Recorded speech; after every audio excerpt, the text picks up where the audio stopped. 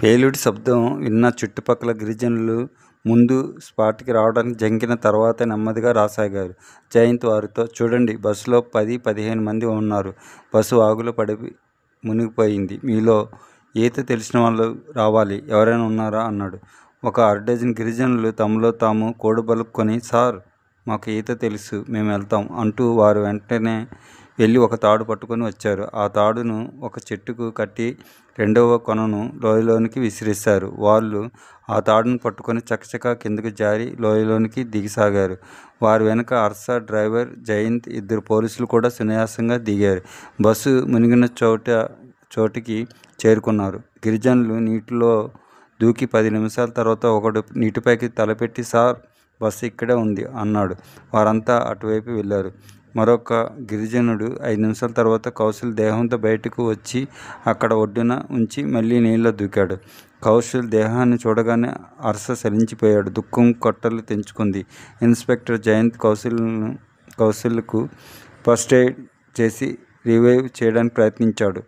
Cardiac massage, artificial respiration ప్రయత్నించాడు. ఏమీ ప్రయోజనం కనిపించలేదు. పల్స్, రెస్పిరేషన్ రెండూ అచేతనంగానే ఉండిపోయాయి. హర్ష గ్రహించాడు. కౌశల్ అంటూ దుఃఖాతిశయంతో కౌశల్ని ఒళ్ళోకి తీసుకొని రోధించాడు. జయంత్ హఠాత్తుగా ఏదో గుర్తుకొచ్చిన వాడిలా, కానిస్టేబుల్తో, మీరు హర్ష గారిని నా జీప్ దగ్గర తీసుకువెళ్ళిపోండి అన్నాడు. హర్ష దుఃఖంతో, వద్దు, నేను ఇక్కడ ఉంటాను అన్నాడు, కౌశల్ దేహాన్ని చేతులతో తడుముతూ. Harsha, please try to understand the situation, please వెళ్ళండి, కానిస్టేబుల్ తీసుకువెళ్ళండి అన్నాడు గట్టిగా. హర్ష వద్దు వద్దు అని హెచ్చరికిస్తుంటే 2 కానిస్టేబుల్స్ హర్ష నెమ్మదిగా పట్టుకొని లేవదీసి బలవంతంగా తీసుకువెళ్ళిపోయారు.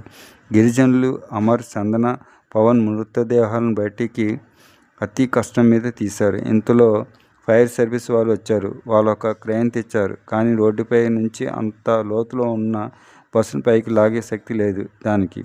గిరిజనులు ఒక్కో మృతదేహం బయటకు తీస్తుండగానే ఐజీ ఆర్డర్స్తో హెలికాప్టర్లో లైఫ్ సేవర్స్ వచ్చారు. 2 గంటల శ్రమపడ్డాక మొత్తం అందరి మృతదేహాన్ని ఒడ్డుకు తీసుకొచ్చారు. ఈ సంఘటనను వివరిస్తున్న హర్ష గొంతు దుఃఖంతో పూడుకుపోయింది. మాట్లాడలేకపోయాడు. కళ్యాణ్, కృష్ణ, రాకేష్, రాజా, జయంత్ అందరి కంటి వెంట కన్నీరు ధారాపాతంగా కారుతున్నాయి. కళ్యాణ్ గొంతు పెకిలించుకొని, హర్ష, ఎవరు బ్రతికి బయటపడలేదా అన్నాడు. Thanks for watching. Please like, share and subscribe VMK Multi Vlogs. Bye bye.